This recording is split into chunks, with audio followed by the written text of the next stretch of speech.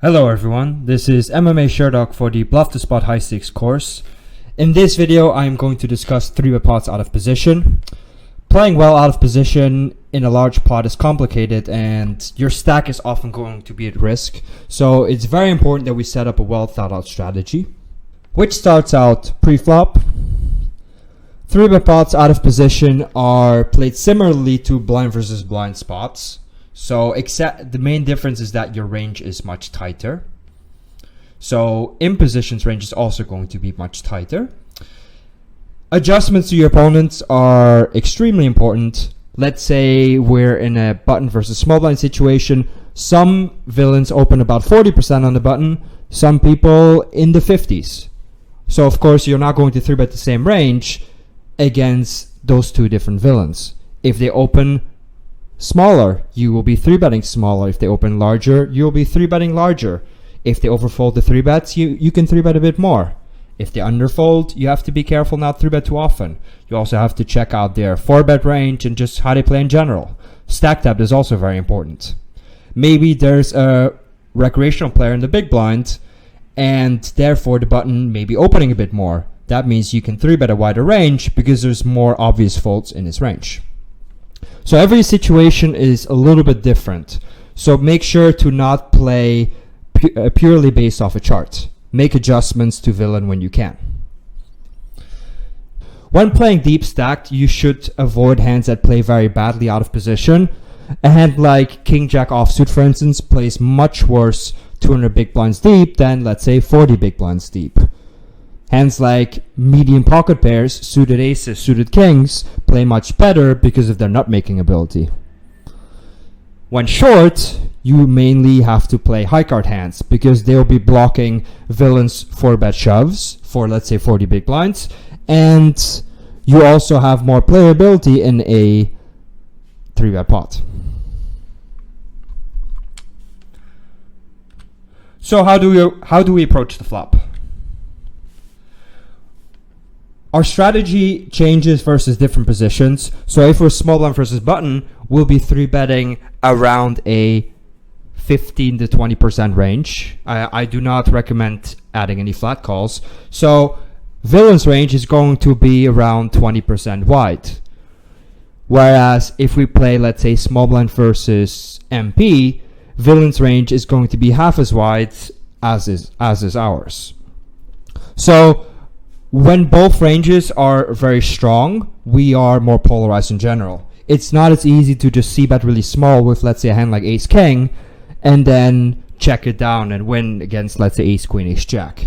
Ace-king will be near the bottom of your range in a lot of spots, and you'll have to turn it into a bluff, whereas when ranges are wider, you don't. You may also want to increase your bet size when both ranges are tight because there's fewer low equity hands in this range, so you just want to build a pot with a more polarized range. In a minute I'll be going into Pilot Solver to look at some boards on which you can c-bet at a very high frequency. Those are usually boards that don't really improve either player. Let's say a board like 4 deuce deuce doesn't really hit villain too often because he will not have a 4 nor a deuce, and he will often not have too many high pocket pairs. Or boards that are simply better for the out of position 3-better. For instance, dry ace high boards or dry king high boards, where in position doesn't have all the sets, and it's also difficult to have a lot of equity in general. He will mostly just have a 3 flush or 3 straight, which doesn't have much equity. Then I'll show you some boards on which you want to c-bet at a low frequency. Generally, when you're out of position, you want to be a bit tighter than when you're in position, especially on the boards on which villain has all of the nuts. For instance, a board like 5, 6, 7, where villain usually has 5s, 6s, 7s, and 8, 9 suited, and good hands like, let's say, 8, 7, and plenty of overcards. You want to be very, very careful, especially when you play deep stacked. If you have aces on 5, 6, 7, and you have a pot size bet behind, getting it in is really not that bad. But if, let's say, you're 300 big blinds deep, then having only aces is a bit of a disaster once you start getting raised. So you want to be more careful when you're deep stacked on these tricky boards. I'll also show you some boards that are somewhat neutral for both players. They improve both of us equally. So we can still be somewhat aggressive because we have the stronger pre-flop range, but we have to be careful, especially on later streets. On these boards, you can play a variety of different strategies. If you look at the flop output, you'll often see multiple sizes as well as betting frequencies being suggested. So first, let's look at the high-frequency c-bet boards. So the first high-frequency c-bet board is Ace-9-4 Rainbow. This is a great board because we're going to have aces and nines every single time. The button will never have aces. He may even 4-bet nines occasionally. Pocket fours we don't really have. Imposition does have at least sometimes. Some villains always call fours, some villains never do, some villains mix it up with a hand like that.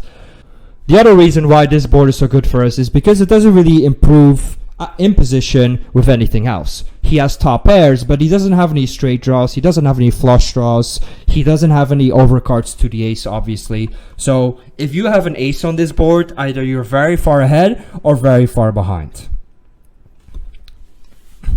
So you'll see that we can c-bet almost 100% on this type of board, so we can simplify our strategy and not worry about having a checking range by c-betting our entire range. One more reason to c-bet a little bit more often than Pioselva suggests is because imposition may not be playing back at you enough. If you bet 1/3 pot here, you'll see that imposition has to float with a lot of weak hands. Hands like, for instance, Jack-8 suited with the backdoor flush draw, 7-5 suited with the backdoor flush draw, under pairs like 3s and deuces, and hands like King-Queen suited, for instance. And some villains may not call those. So we have a bit more fold equity than we should have on a lot of boards. The second example of a high frequency c-bet board is King-10-5 Rainbow. So we see similar things happening on the Ace-9-4 and the King-10-5. Out of position is going to have pocket kings and tens every single time. Probably pocket fives a decent amount as well. In position obviously never has kings.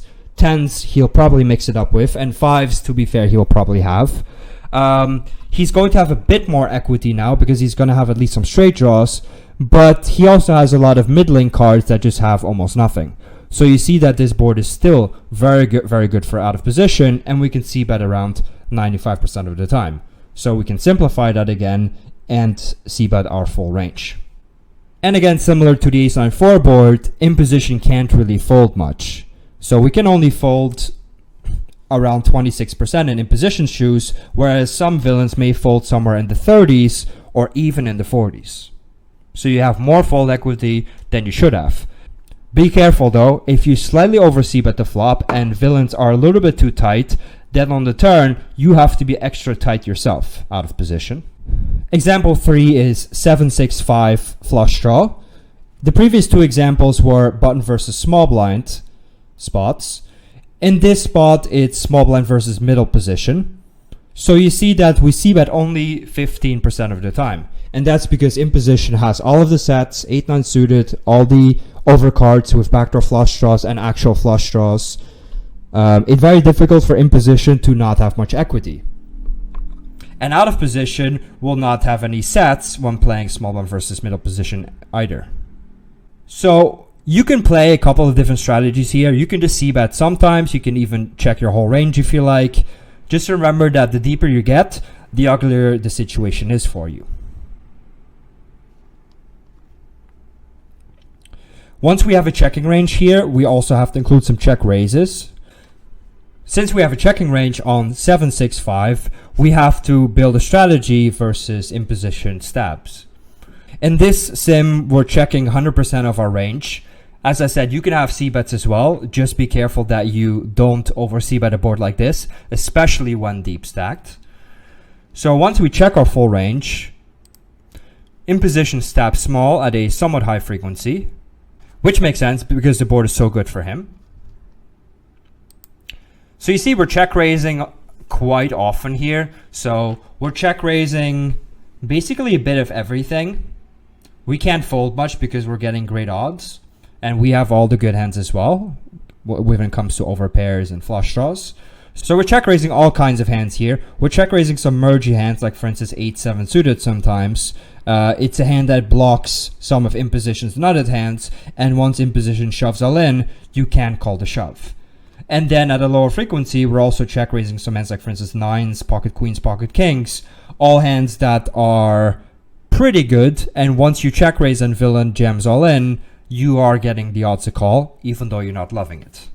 We can also check raise with some flush draws and then with an occasional bluff. But since it's such a good board for imposition, you have to be careful and not add in too many bluffs, obviously. We can add in some mergey hands, like let's say ace-5 suited, ace-5 of diamonds specifically. So we will have easily enough equity when getting shoved on once we do check raise. I know it's pretty difficult to execute this strategy, so I'd rather be a little bit too tight than a little bit too aggressive in this spot. And then last example is Jack 8-6 flush draw. We're back to a button versus small blind spot now. So this board is kind of tricky. We have all the good hands here, all the sets, straight draws, flush draws, over pairs, over cards, etc. But imposition is doing quite well also. Imposition will have 8s, 6s, jacks maybe at a lower frequency, flush draws, straight draws, over cards. It's only lacking over pairs because imposition is always for betting queens, kings, and aces, obviously. So what do we do on a board like this? You see that Pile Solver likes all 3 bet sizes at some frequency, 33% pot, 50% pot, and 75%. But it clearly does prefer the larger bet size. And the reason we choose a large bet size is because imposition has a lot of equity and we want to charge him to draw. If it's on a board like ace-9-4, as you saw earlier, he cannot really draw. There's no draws in imposition's range, only weaker backdoor draws. Bet here, you generally want to size up and make him pay to continue in the hand. This spot is very villain dependent, especially when playing in position, because everybody uses a different strategy out of position on this board. We just followed Pio's advice and only bet 3/4 pot to keep our strategy a bit more simple. And you see that we're betting a little bit over half the time. So which hands are we betting when using a mixed strategy? Let's see. So we're betting most of our very good hands, for instance, queens, kings, aces, our better jacks, etc. And then we're checking mostly with the medium strength hands. So for instance, nines, tens, our weaker jacks like jack 9, let's say, and then our super nuts. So hands like jacks, eights, even pocket sixes at some frequency. We're checking jacks more often than nines because with jacks, we're blocking some of the top pairs that villain is going to put in a lot of money with. With nines, we block second pair, which he'll put a decent amount of money in with. And blocking the six is somewhat relevant, but far less than the 9 and the jack. Then we check other medium strength hands, like for instance, ace-8, pocket sevens, some of our sixes. We can sometimes bet some of those sixes as well for protection and then potentially turn them into a bluff. And then we bet mostly with the good flush draws and the good backdoor hands. For instance, a hand like King 10 of diamonds is being bet very often because we have an overcard, backdoor flush draw, backdoor straight draw. Even the 10 gives us the best hand sometimes. And then we check mostly with the very low equity hands. For instance, a suited ace with no backdoor flush draw in ace-4 is being checked very often. Yes, we have the best hand sometimes when we bet and villain calls. If let's say villain has 10-9, but I would rather be in villain's spot with 10-9 when he has 2 life cards, an open-ender to the nuts, and once out of position checks, he gets to fire and there's just nothing that out of position can do about it with a hand like ace-4. So generally, bet your strong hands, check sometimes with your nuts, and then mostly check your medium hands, and then mostly bet your better draws, but not always, and then mostly check when you got absolutely nothing. But mixing it up really is key in this spot.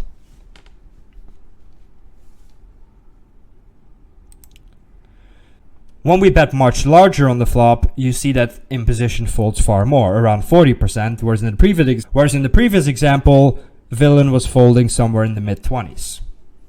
So villain is not going to raise much because there's already quite a bit of money in the pot and his range is still significantly behind, at least with no draws having completed.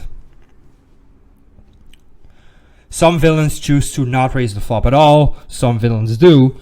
Against villains that don't raise the flop, you have to be a bit more careful on the turn because they've slow played all of their nutted hands, whereas there's also villains who fast play most of their nutted hands, and then you can put extra pressure on them. So you see right here, against a 3/4 pot, bet size or nothing, villain is only raising 4%. So he really doesn't have to raise much. He can simplify that to never raising. But make sure to check your opponent's HUD stats and see if he's raising a lot in a 3-bet pot, in this case in position. To recap that, it's very important that we change our strategy per position and that ranges become stronger when we move towards tighter positions. And then you have to use more polarized bet sizes as well as strategies. Boards that favor the 3-better or don't change much, we can see bet at a very high frequency, up to full range. Boards that are very bad for you, we see bet at a lower frequency. On some, if the board is really bad for you, you could even check your full range. And there's also boards in which you want to have a mixed strategy. Checking your range doesn't really work, betting your range is a bit too aggressive. You're just going to have to mix it up. And then generally you want to size up a little bit because villain has a lot of equity in position. Now on the turn it gets a lot more interesting. On the turn we generally want to size up and bet a polarized range. The pot is already quite big at this point. You're representing a somewhat strong range. So when the card does not really change the board, we can bet at a somewhat low frequency.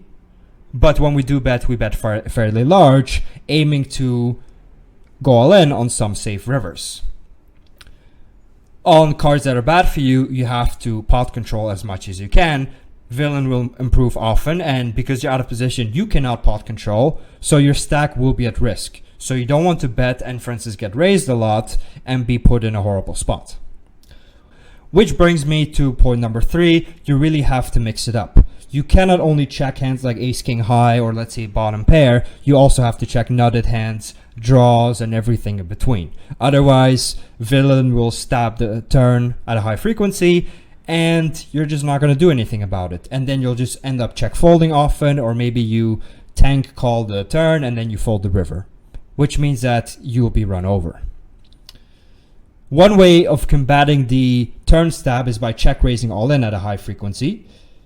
If you make villain fold a hand with a lot of equity and visibility because he can bluff all in the river and we'll have some hands that are maybe best but can't call, then getting him to fold those is a big victory.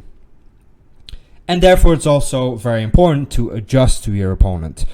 Some villains, for instance, don't stab the turn much, others stab very, very often. So against villains who stab often, especially for small sizing, you want to do much more raising. You also have to look at how loose he is in general on the turn. If you think he's a bit of a calling station, we can value bet more thinly. If you think he's a big nit, then checking good hands is slightly less important because he's going to put less pressure on you. Against a maniac, we check and trap more often, for instance. Against a recreational player, we again tend to bet a little bit more for value and check a bit more often, since most recreational players don't pull too many crazy bluffs. Of course some do, but the average player doesn't. So let's go into Pile Solver and look at some of the sims we just covered. We're back in Pile Solver on ace 9-4. If you remember, we c-bet full range on the flop, we got called. On safe cards, we'll be checking a decent amount and bet fairly large when we do decide to bet. So let's pick the 3 of clubs. On the 3 of clubs, you see we're checking very often, 79%, that's very, very often actually. And when we do bet, we bet a little bit larger. You see we're not really jamming all in, obviously, and we're not going for the block bet either. So we're mostly betting here with our better top pairs, ace king, ace queen, ace jack, and then we're checking mostly with the medium stuff. The reason we check so often on this 3 is because a lot of our range just wants a pot control. We have a lot of medium strength hands that don't want to put in any more money, and we don't really improve with our bluffs on the flop. So for instance, jack 10 of hearts, 8-7 of spades, all that type of stuff. The 3 of clubs is a very blank card. Let's make the board a bit more wet. Let's choose the 8 of hearts. On the 8 of hearts, you'll see a similar output. We're now checking a little bit less frequently. We're block betting a little bit more frequently, but you see that the larger bet size is still dominant. So now, since we're betting more often, we choose to increase our betting frequency with hands like ace king, ace queen, ace jack. So you see again, we're mostly checking with our medium strength hands, meaning our lower and medium aces, our medium pocket pairs. So we're mostly betting our stronger draws here, hands like for instance jack 10, queen 10, 6, 7, etc. And then we're checking with our medium strength hands that have a little bit of showdown value that just also want to realize their equity. Hands like for instance king, queen, king, jack, etc. The middle pocket pairs are perfect medium strength hands. And you also see we're checking with hands like for instance aces. It's going to be very difficult for villain does not have too many hands to call down with when we block 2 aces. So you see we slow play a hand like that very often. A hand like pocket 8 gets slow played a bit less because we unblock top pair, which is always going to call at least one more bet. So you basically see that on most cards, we just bet bigger with a polarized range. We want to check the medium strength hands and bet mostly the stronger stuff. So what about king jack 5? On the previous board, there were almost no cards that really changed the board, whereas king 10-5 will change a lot more on the turn and the river. So again, we see bet full range and got called. Now on a blank, we bet for a larger sizing with a polarized range.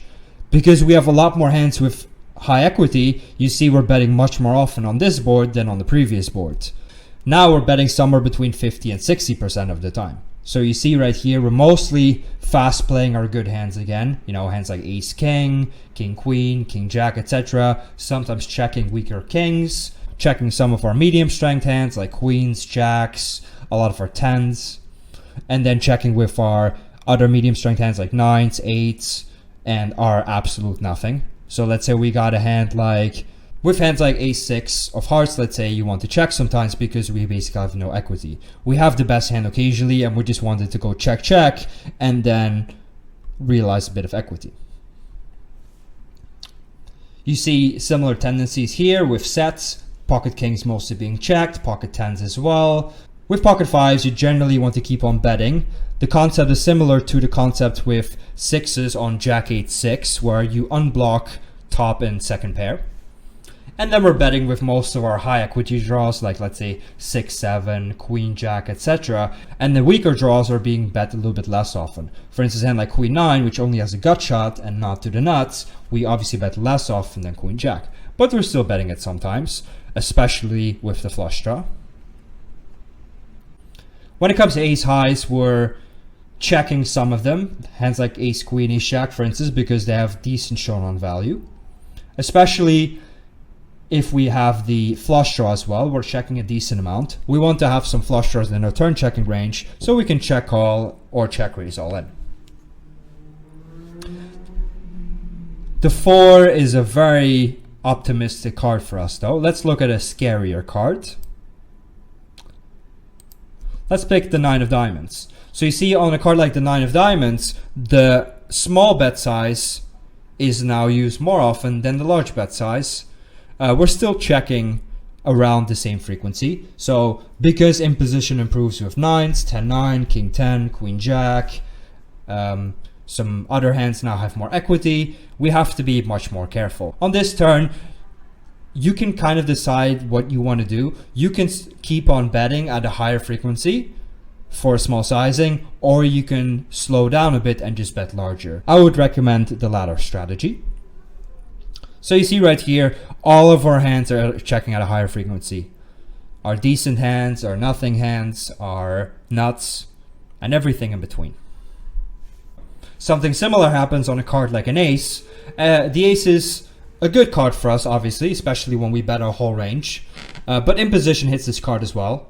He's still gonna have queen jack, ace 10, ace 5, hands like suited aces that now have top pair. So we can be somewhat aggressive, betting around 40% of the time, but we still have to be careful. Against a 1/3 pot bet, he's going to be calling a lot of suited aces. And since he didn't raise the flop, he can still have hands like 5s and king queen and king 10 and all those other good hands. Back to the 4 turn, it's a pretty good spot to check raise all in, especially against villains who stab too much on the turn. And I think a lot of player pools do stab too much. So when we check, you see that villain mostly stabs for the larger sizing, this board not being fantastic for him and the board being somewhat wet. So he stabs larger, and you see we're check raising all in a decent amount. So we're mostly check raising all in with our strong hands that need a bit of protection. A hand like aces, for instance, or ace king, hands that are very often best, but there's a lot of rivers that kind of kill your action. A hand like kings, you never want to fast play because, again, what is he going to pay you off with? If villain has pocket 5s, you're going to win his stack either way. But when you block 2 kings, it's very difficult to get paid off by any other hand. And then we check raise some draws as well. For instance, a hand like 6-7 suited gets check raised sometime with a flush draw, or hands like, for instance, ace-3 of clubs. Ace-3 of clubs here has way more EV because we have the nut flush draw and we have the overcard. 6-7 could be dominated against a better flush draw, so you can check shove sometimes, but still have to be a little bit careful. And we're check calling most of our medium strength hands. Hands like queen 10, for instance. You're not getting called by any worse hands. You're not going to fold out better. You don't need an insane amount of protection with a hand like that. So we just take the passive option and choose to check call. We can also check call with some hands that may not be very good in terms of absolute value, but they have good blockers. A hand like ace-5, for instance, blocks pocket 5s and unblocks almost every single bluff in villain's range. That hand is better to call down with than some hands which have better showdown value but block some of villain's draws. On 5, 6, 7, you saw that we're checking at a very high frequency. Once it goes check, check, we can be pretty aggressive because we've slow played a lot of good hands as well. So you see, for instance, on an ace, we can bet for a large sizing. In position, can slow play sometimes. He can also easily hit the ace, so we don't want to just blindly bet. But when we do bet, we want to bet somewhat large. And you see right here, we're mostly betting our good hands again. Ace, king, ace, queen, mostly. And then we're checking with our medium hands. And then we're also checking with hands like kings and queens, etc. If the card is a bit more of a blank, we can be much more aggressive. So you see right here, now a hand like queens and jacks is obviously much more valuable. And we can also bluff at a pretty aggressive frequency. So we even take some hands like, let's say, Jack 10 that don't really have much equity other than overcards, and we turn them into a bluff. Obviously, we can turn hands like flush draws into a bluff, straight draws like 10-9. So you see right here, even without the flush draw, we're betting very often. And then we're checking mostly with hands that have solid showdown value, hands like ace-king suited, for instance. If you bet here, you're mostly making him fold worse hands, and if you get called, you again don't have that much equity.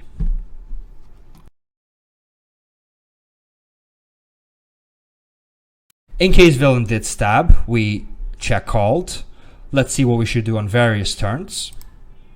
Obviously, we're not going to lead out because villain has represented a somewhat strong range, and the queen does not improve us that much. So in position is still going to be stabbing quite aggressively, this time for larger sizing. That makes a lot of sense. On the turn, villain now sizes up because he's representing a strong range. And what do? Against a bet of 238 on the queen, we're check raising all in for value and mostly protection pretty often. And what are we check raising with? You would say, hey, why are we check raising top set here? Don't we have to slow play top set? Normally that's true, but the thing is villain often doesn't really have top set. So we're unblocking the relevant sets, which are 7s, 6s, and 5s. 7s is not included in our out of position range, but if we did, you would see that we're slow playing that hand every single time. And then we're check raising some mergey hands, like let's say 8-7 suited, in order to increase our fold equity, deny him equity, and have some kind of mergey bluffing hands. And then we're check calling mostly with our value hands, our medium value hands like ace queen, let's say, king queen.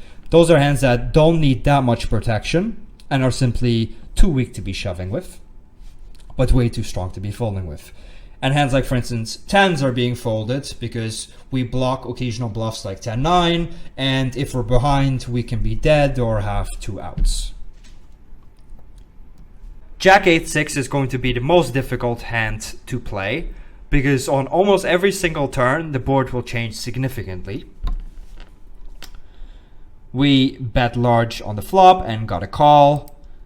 You'll see that on the deuce, we're even overbet shoving sometimes because we have a lot of hands that are good right now but lose value on the river because there will be a lot of scary rivers.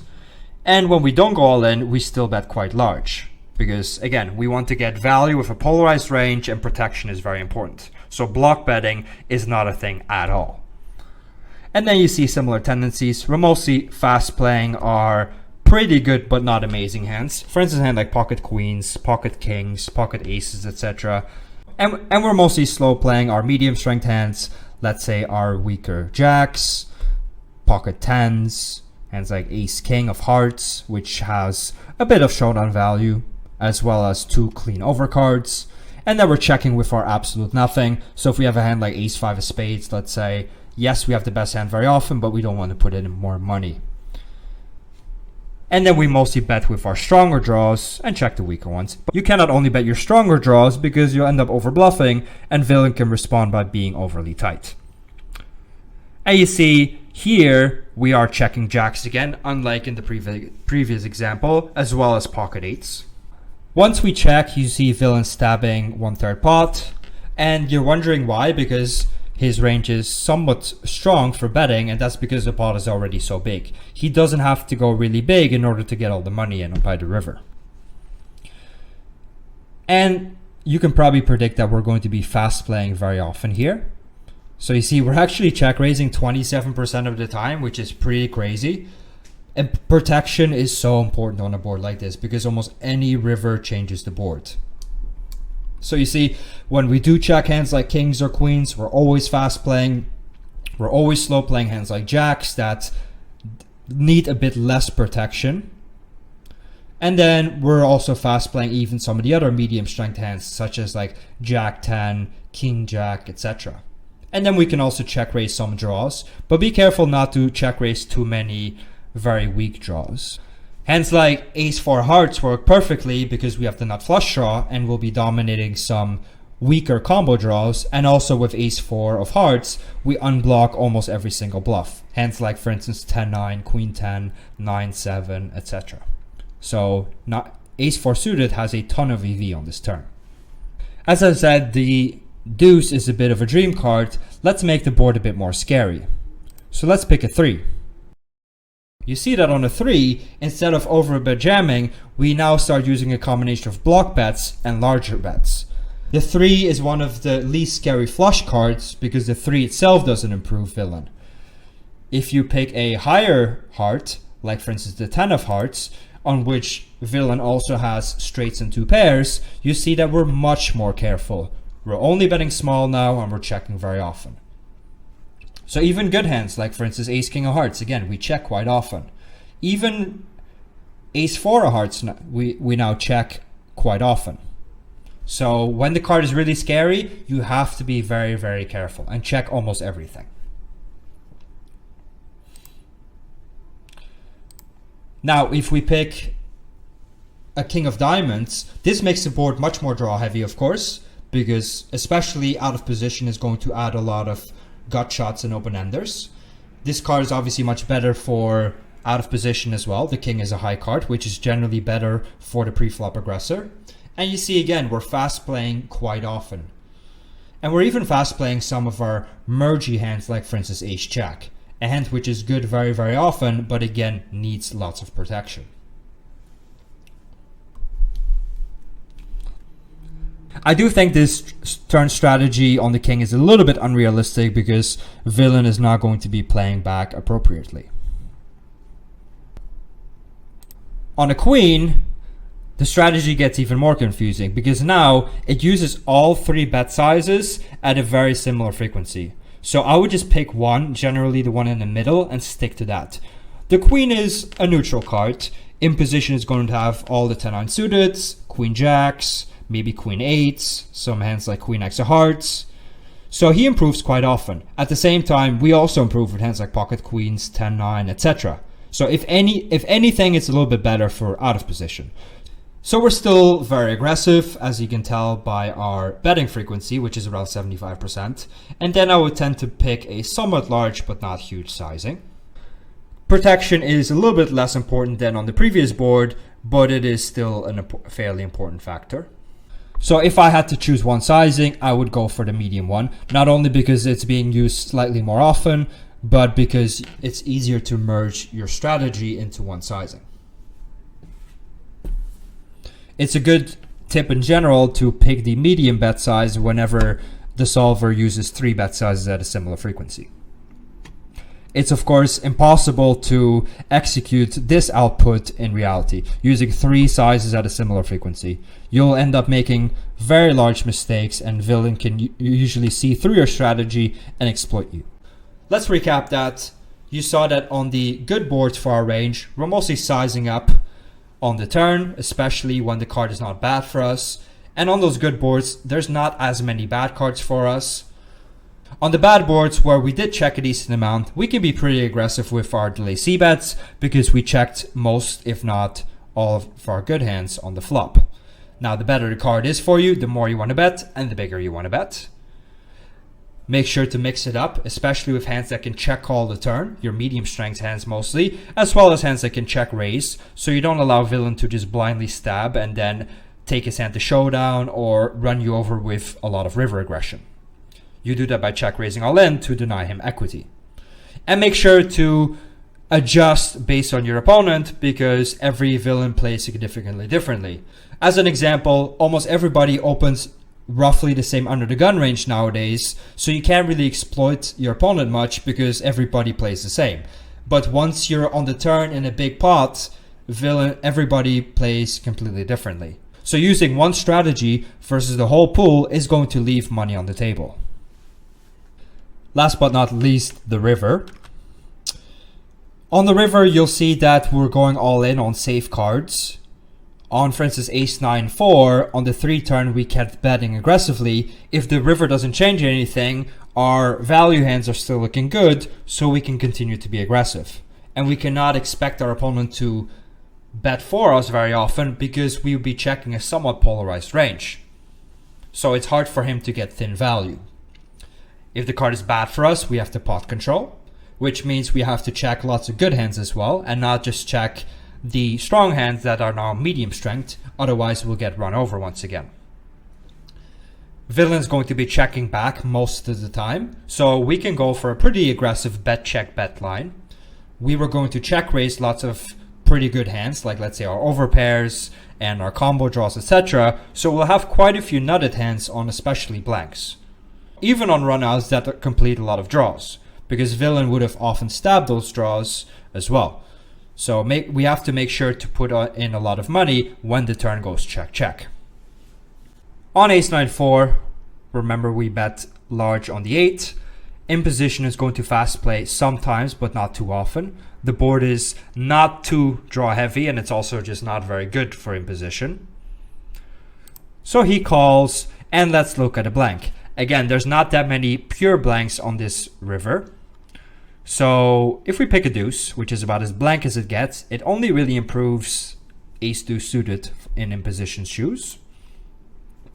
You see that we're going all in very aggressively, because if we had a good head on the turn, what changed on the river other than him improving with ace deuce suited? So you see that with obvious hands like ace king, ace queen, we're still going all in. Even hands like ace jack, even hands like ace 10 suited sometimes. And then ace 9, ace 8, ace 4, obviously because they're two pair. Hands like aces we already checked on the turn, so we don't have those anymore. We'll obviously be following through with hands like 9s and 8s because we unblock the ace that may be calling us down. But if we check and he has a hand like, let's say, ace 7 of hearts, he will not be going all in himself. And then we're bluffing mostly with the low cards, hands like 6-7, 6-5, that block some suited aces, that unblock the big flush draws. Whereas if we have a hand like king, queen of hearts, we'll just be checking down because now we're blocking hands that are in his auto folding range. And then at a lower frequency, we can bluff with hands like, for instance, jack 10 and queen 10. And this is all very villain dependent. Some villains don't fold much when everything missed, and some fold quite a bit. So make sure to look at your opponent. Look at how much he's folding the river, he's went to showdown, just general notes you have on him to make your decision. On a scary card, we have to be more careful. So on, for instance, the 7, which completes some draws, although obviously villain does not have all of them, we have to slow down a bit. For instance, 6-5 suited got there, but villain doesn't have 6-5 suited unless he has hearts. So now we start block betting as often as we shove. Hands like ace, king of hearts, for instance, are still good enough to shove, but we'll be blocking a lot of villain's calling range. So we slow play them quite often. And then we'll be fast playing some of the hands that don't block villain's folding range. Hands like 6-5 suited, for instance. A straight is still good enough to go all in, and now you don't block the good hands in villain's shoes, mainly 2 pair. And then we're occasionally bluffing with hands like queen 10, or hands like, for instance, king queen, especially if you see right here we have the king or queen of hearts. We're bluffing a decent amount because now we're blocking flush draws that before he was auto folding, but now he's obviously auto calling.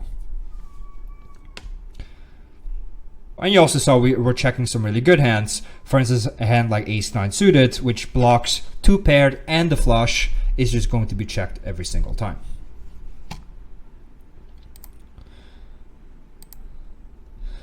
On a high card like a king, we're betting aggressively. Ace king is now less likely for us, but hands like ace queen, for instance, are still easily good enough to be value shoving. You see that we tighten up a little bit with some hands like ace jack, but we still have all the 2 pairs as well. And we're bluffing mostly with the low stuff, hands like 6-7, 6-5, and then some of the gut shots like queen 10, queen jack. And again, adjustments to villain are very, very important.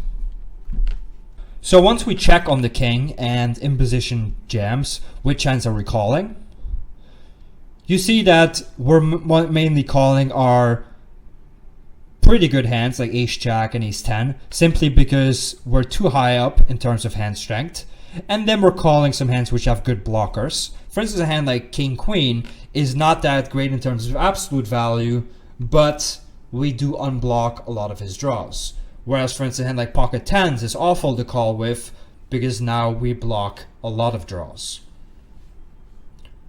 So you would maybe ask, what is the difference between ace 10 and 10s? Well, first off, there's 2 10s in pocket 10s, obviously, but ace 10 also has top pair. So we go back to the hand strength argument. On king 10-5, we decided to bet the turn. And in position calls on the 4. So what about the river? The river deuce doesn't really change anything unless villain has exactly ace 3 of clubs. So you see we're shoving all in at a very aggressive frequency. We're still shoving all in with our strong hands like aces, ace king, king queen, etc. Occasionally checking some traps like, for instance, king 10, which block 2 pairs that villain maybe calling down with. And then we're checking our medium strength hands that were thin value bets on the turn. Hands like, for instance, ace 10 do get checked now. As well as hands like, for instance, queen 10, ace 5, ace 4, etc. A hand like ace 3 always gets bet because we unblock the hands that villain is going to call with. Similar to a hand like 5-4 suited. And then we're going all in once again with mainly the low stuff. Hands like 6-7, 8-7, etc. So since the board is very good for us, we're value betting thinly, which means we're betting aggressively as a bluff as well. Hands like queen 9, jack 9, etc. And now even the good stuff like queen jack gets bluffed because otherwise we'll be under bluffing. In the previous example, we didn't have quite as many value bets, so we wouldn't have to bluff as aggressively. On a very scary card like the queen of clubs, we're still betting at a decent frequency, but mostly for the smaller sizing. In position can easily have a king or a 10 plus a flush, or some kind of unpaired flush, or even a hand like ace jack, king queen, queen 10, even an occasional set. So we have to be careful, and that means sizing down. A hand like ace king is still perhaps worth a small bet, but definitely not worth an all-in. So we have to be much more careful. And that means we're also slow playing some of our good stuff. When we check and villain bets all in, which is generally his only sizing, when there's less than a pot size bet behind, what are we calling with? Again, we're calling mainly based on hand strength and then blockers. So a hand like ace queen with the ace of clubs is not the strongest hand in terms of absolute value, but we do block top pair, the straight, as well as the flush. So it's more likely that villain has some type of medium strength hand that he's turning into a bluff, which is mainly going to be a 10. And then obviously we're calling our strong hands as well, hands like king, queen, etc. Villain could be jamming with worse hands for value or similar hands, and if we fold top 2 pair on this run out, then we're just significantly overfolding. And we're obviously calling down with traps, like for instance, jack 9 suited. On 7-6-5, you saw me delay c-bet on the queen with a fairly aggressive strategy. In position is not going to fast play much now because its range is somewhat capped, and the turn is a somewhat dry card. If we pick the queen of hearts, you'll see that in position will be fast playing a little bit more often. You see? Now it's going all in twice as aggressively as before. But going back to the queen of clubs, as I said, we're going to be fairly aggressive now because we checked a strong range. And let's pick the river. On a good card for our range, the deuce, you see, once again, we're betting very aggressively. We're doing a combination of 3/4 pot betting as well as overbet jamming to punish him for checking back a capped range. So you see, we're mostly jamming the good hands that unblock his calling range. Hands like aces and kings are now strong enough to shove, and we're aggressively turning hands like ace king into a bluff, or even hands like ace jack, ace 10, and obviously hands that block the nuts like 10-9 suited. Hands like pocket queens we're obviously not shoving because we're blocking the calling range once again. And hands like jacks we can bet for a fairly large sizing, but we obviously cannot go all in and expect to get called by many worse hands. Again, the deuce is a bit of a dream card. Let's pick a slightly scarier river. On the 4, we're checking basically our whole range because in position is going to have such a large 2-pair and straight advantage. So we have to be very, very careful.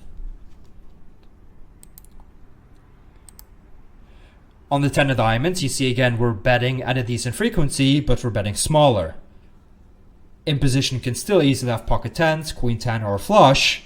At the same time, we can have all of those hands as well. So now we just stick to the fairly aggressive betting frequency, we just size down. A hand like kings is still worth a bet, but not a very large one. And obviously you have to mix it up and bet some strong hands for the sizing as well, otherwise villain will just raise and then there's nothing you're going to do about it other than potentially calling down with a weak hand. Especially a hand like king queen of diamonds comes to mind because not only are we blocking a top pair hand that villain may be calling with, we're also blocking the flush. So our hand is almost too good. Whereas with a hand like ace 4 of diamonds, we don't block any pairs and we have the actual nuts. So that's a hand you want to play way more aggressively. And you see we're never checking, whereas we're basically always checking with king queen of diamonds. On the king, we're doing a combination of everything again. I would recommend that you simplify the strategy a bit as well. It's pretty easy to block bet here with a face-up range and then you get raised and then again you don't know what to do. So be very careful here. I would probably recommend a combination of large bets as well as small bets. On the flop, I tend to keep it simple. On the river, I like making it a little bit more complicated, but I don't go crazy. And you see here, again, we're not shoving hands like queens because of the blockers, but then pocket kings we are going all in with because we don't block the queen, which is the majority of in position's calling range. And then obvious hands like jacks and 10s are being checked because they're too strong to be bluffing with, but way too weak to be value betting with. And we can check some medium strength hands, like let's say our weaker jacks, like king jack, queen jack, etc. And obviously we'll be bluffing aggressively as well on a good run out for us. So you see a hand like 7-8 is being turned into a bluff. We merge bet the turn. On the river, we realize that we can make a lot of better hands fold, and we don't have that much showdown value. If villain does have a hand worse than 8-7, he's likely going to bluff, and it's going to be very, very difficult to check all down. Villain's betting frequency is going to be pretty low here. Villain is going to check back a decent amount of the time, about 60%, and when he does bet, he uses the fairly large sizing, but not often the all-in sizing, because he's mostly representing a hand that is strong, but not the nuts. So what do we call down?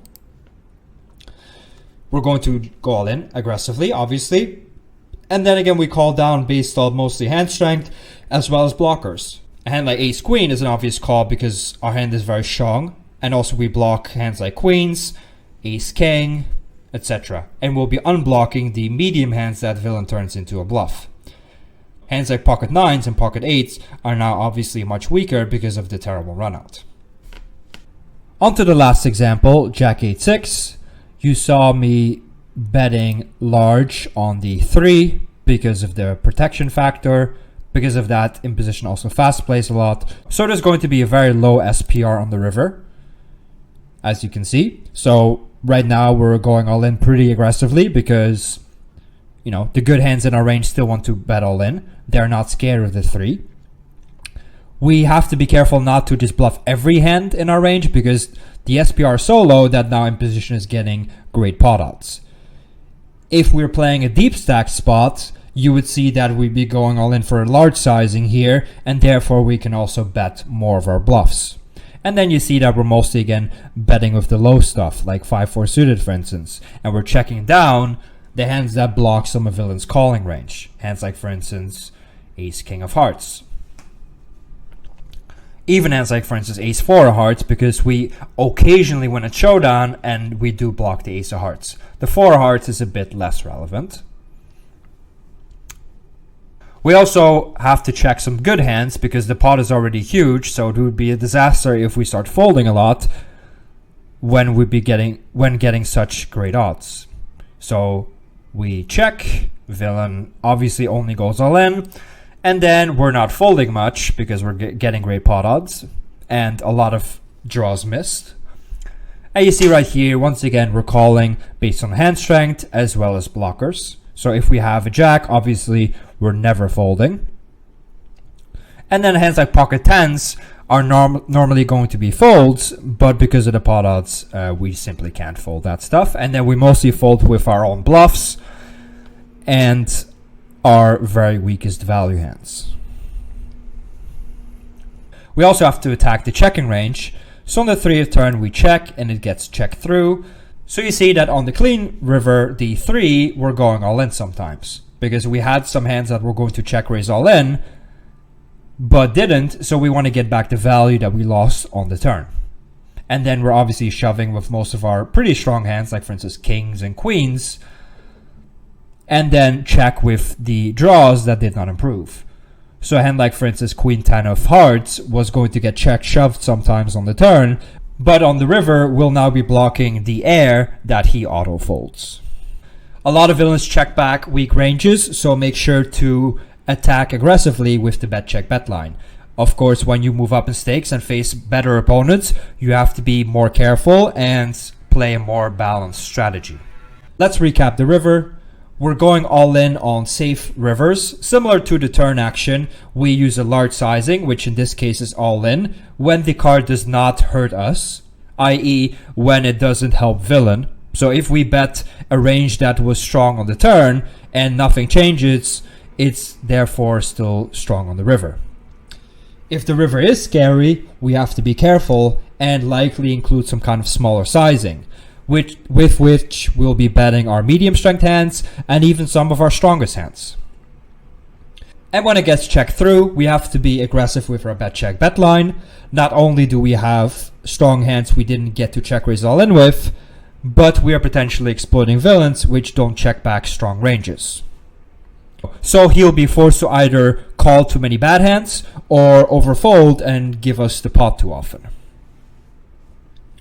Lastly, some tips. I mentioned this in the beginning, but it's so important that I'm going to mention it again. Think about your blind versus blind fundamentals. Good boards, blind versus blind, are also good for you in a 3-bet pot out of position. Bad boards, blind versus blind, are bad for you in a 3-bet pot. And the in-between ones are kind of good, but not amazing. So make sure to carry over those fundamentals from spot to spot. Pot control is very important in a 3-bet pot. In a single raise pot, even if you overplay the flop, it's going to be difficult for a villain to raise and then get your stack. Whereas if you overplay in a 3-bet pot, your stack is going to be at risk very easily. Which brings me to my final point. It's better to play too tight than play too loose. Because some of those bottom end of your VPIPs make a little bit of money. So if you don't play them, you only lose a little bit of money. But if you start adding hands that you should not be playing, you may make huge strategic errors because you don't know how to play them, and then you'll end up in a big pot out of position and potentially call off your stack with a hand you shouldn't even have in the first place. So better to be a bit too tight than a bit too loose when out of position. Whereas if you're playing in position, if you're a little bit too loose, you will not get punished nearly as easily because you can pot control by checking behind. Well, that was the end of this video. I hope you all learned something. This was MMA Sherdog for the Bluff the Spot High Stakes course. Good luck at the tables.